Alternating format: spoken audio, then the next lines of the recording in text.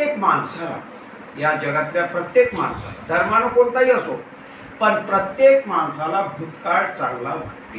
कोणता काळ?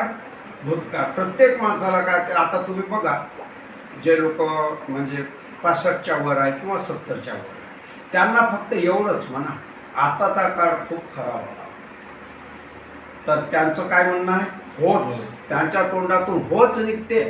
आताचा काळ ना खूपच खराब आला. काय?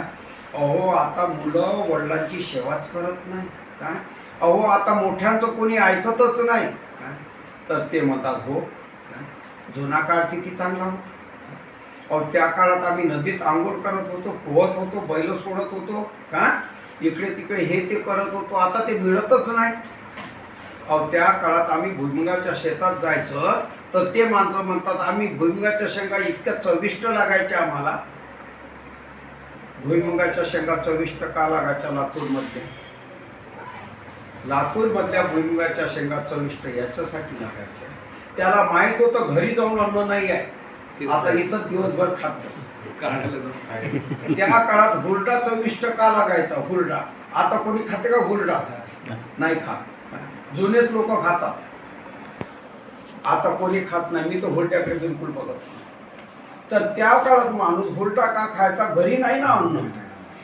त्या काळात माणूस उपवासानं मरायचा. कशानं मरायचा? याचं लोक कल्पना करत. लोकांना वाटते भूतकाळात खूप सर्व काही होतं. मी तुम्हाला सांगू, आता आपण सर्व शिक्षित वर्ग आहे, मी काही माझे विचार तुमच्यावर थोपत नाही, पण सरासरी 400 वर्षाच्या पूर्वी संपूर्ण जग हे मांसाहारी. काय होतं? संपूर्ण जग हे माझे. कोणाचं होत फोन येत येऊ लागला, मी हे डिस्टर्ब करत नाही, पण ते हे कोण होय नाही नाही, ते काही महत्त्वाचं नाही. तर सर्व जग मांसाहारी होतं. मी मांसाहारी नाही बरं, मी स्वतः मांसाहारी नाही, पण सर्व जग मांसाहारी होतं. कसं होतं? कारण शेतीचा तेवढा शोध लागलेला नव्हता. आपण पुस्तकामध्ये वाचतो, त्या काळातले ऋषीमुनी कंदमुळं खात होते, झाडाची फळं खात होते, आणि आपला विश्वासच बसते त्याच्यावर, कारण आपण पाहिलं नाही तो काळ. मला सांगा, पिंपळाचं झाड त्याही काळात आहे होतं, आताही आहे, त्याचे पुरावे सापडतात. कडुनिंबाचं झाड त्याही काळात होतं, आताच्याही काळात आहे. जांभळीचं झाडं जांभूळ त्याही काळात होते, आताही आहे. हे झाडं नष्ट का झाले नाही? कारण हे ह्या सृष्टीला अत्यंत आवश्यक ऑक्सिजन देणारे झाडं आहे जास्त. काय? म्हणून निसर्गामध्ये त्याची जोपासना होते, त्याला पाणी द्यावं लागत नाही जास्त. कोणत्या झाडाला? आंबा आहे, पिंपळ आहे, काय, जांभूळ आहे, कडुनिंब आहे. हे झाडं जास्त ऑक्सिजन देणारे झाड गोड आहे, त्यांची जोपासना करायला लागत नाही. गुलाबाच्या झाडाची जोपासना, गुलाबाच्या रोपाची जोपासना करायला लागते. काय? तर मुळात सांगतो, शेतीचा शोधच नव्हता, मनुष्य मांसाहारी होता. काय? आणि लोकांना काय वाटते, जुन्या काळातला माणूस मांसाहारी नव्हता असे लोक विचार करतात. कंदमुळं. मला सांगा, तुम्ही आपण आता सर्व जंगलही पाहिलेलं आहे, शहरही पाहिलेलं आहे, खरंच कंदमुळं खाऊन माणूस जिवंत राहत असेल काय? आणि कोण्या झाडाचे कंद काढत असेल? त्याच्यात तर जैन धर्माचा सिद्धांत वेगळाच आहे. तुम्हाला माहित आहे ना जैन धर्माचा सिद्धांत? कोणतेही कंद खायचे नाही, असाच नियम आहे. का कंद खायचे नाही?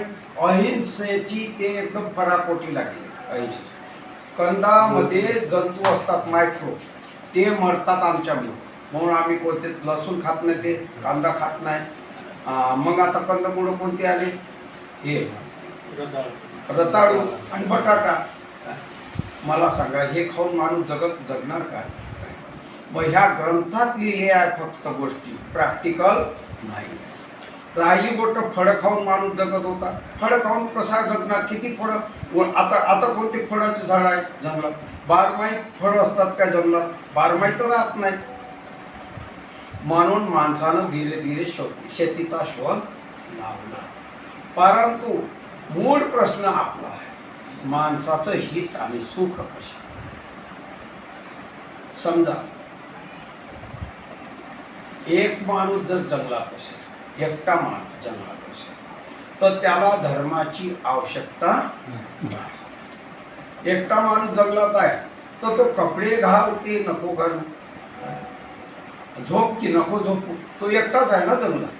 पण जेव्हा दोन माणसं एका जवळ येतात, जेव्हा मनुष्य समूहानं राहतात, तेव्हा त्याला धर्माची आवश्यकता आहे. आणि इथं धर्माची व्याख्या होते सामाजिक नीती. कोणती व्याख्या होते? सामाजिक नीती नियम, एक दुसऱ्याशी व्यवहार कसे करायचे, ही आहे धर्माची व्याख्या. आपण धर्माची व्याख्या काय समजतो? रिच्युअल. आपण काय समजतो? रिच्युअल. रोज फुलं वाहलेच पाहिजे, रोज आंघोळ केलीच पाहिजे, रोज टीका लावलाच पाहिजे, चंदन लावलंच पाहिजे, काय इतके उपवास केले पाहिजे, तितक्या आंघोळी केल्या पाहिजे, काय ह्या झाल्या दुसऱ्या गोष्टी. संस्कृती, संस्कृती आणि चालीरीती आणि परंपरा हे धर्माचे अंग होऊ शकत नाही. संस्कृती जर म्हटलं तर प्रत्येक माणसाची संस्कृती, प्रत्येक धर्माची संस्कृती काय आहे? वेगळी आहे. संस्कृतीचं भांडण होऊ लागलं आहे, नाही काय? आणि याला माणसं धर्म म्हणतात का नाही? संस्कृतीचं भांडण होऊ लागलं आणि याला माणसं धर्म म्हणतात काय? मुळात म्हणजे संस्कृती, परंपरा, रीतिरिवाज. जसं आता एका काळात ही रूढी होती. एका काळात सांगतो, एका काळात सती प्रथा, मला पाडणं का नाही, एका काळात सती प्रथा होती. सती प्रथा, सती प्रथेला लोक धर्म म्हणायचे का नाही म्हणायचे? आता हे जातीवाद आहे. जातीवाद भारतातच आहे बरं. जातीवाद, तर जातीवादाला लोक काय समजतात? जातीवाद समाप्त करायची आपल्यापैकी कोणाकोणाची इच्छा आहे? जातीवाद समाप्त झाला पाहिजे, सर्वांची इच्छा आहे. सर्व सुज्ञ माणसं, जगातले जितके सुज्ञ माणसं आहेत त्या सर्वांना वाटते जातीवाद समाप्त झाला पाहिजे. जास्त शिकलेल्या माणसाला सुज्ञ नाही म्हणत. फक्त सुज्ञ म्हणजे समजदार माणूस, ज्याच्या मनामध्ये माणसाच्या विषयी कळकळ आहे, माणसाच्या विषयी दया आहे, माणसाच्या विषयी करुणा आहे, त्या माणसाला वाटते जातीभेद समाप्त झाला पाहिजे. पण जातीभेद समाप्त होईल काय? का समाप्त होत नाही? जातीभेद हा कायदा आहे काय? भारतातले कायदे असते तर बदलवली असते हो, घटना दुरुस्ती केली असती, रूढी असती तर बदलवली असती, परंपरा असती तर बदलवली असती. पण जातीवाद झाला धर्माचं पाठ. लोक समजतात जातीवाद म्हणजे काय होय? आमचा धर्म, आमचा धर्म. आणि म्हणून जातीवाद समाप्त होत नाही. आणि या जातीवादानं जितकं माणसाचं नुकसान केलं तेवढं कशालाच नुकसान केलं.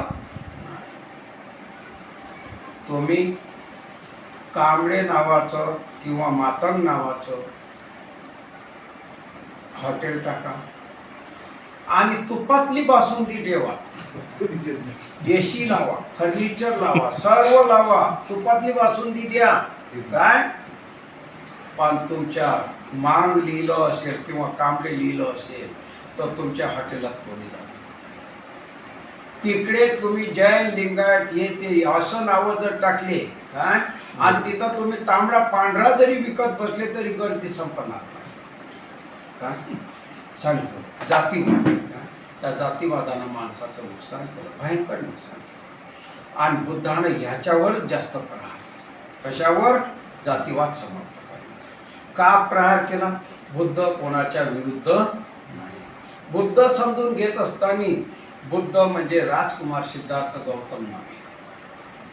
राजकुमार सिद्धार्थ गौतम म्हणजे बुद्ध नव्हे. काय? बुद्ध ही वेगळीच संकल्पना, परम सुखाची अवस्था. आणि ती इथंच राईट नाव काय 7:30 वाजता इथंच आपल्याला जर प्राप्त होत असेल तर त्याला बुद्ध म्हणतात. मी बुद्ध नाही, तुम्ही बुद्ध नाही. काय? बुद्ध हे एक अचिव्हमेंट आहे, प्राप्त कष्ट करून प्राप्त केल्या जाते. तर चला आता बुद्धाकडे जाऊ आपण. माणसाचं हित आणि सुख कसं करते राजकुमार सिद्धार्थ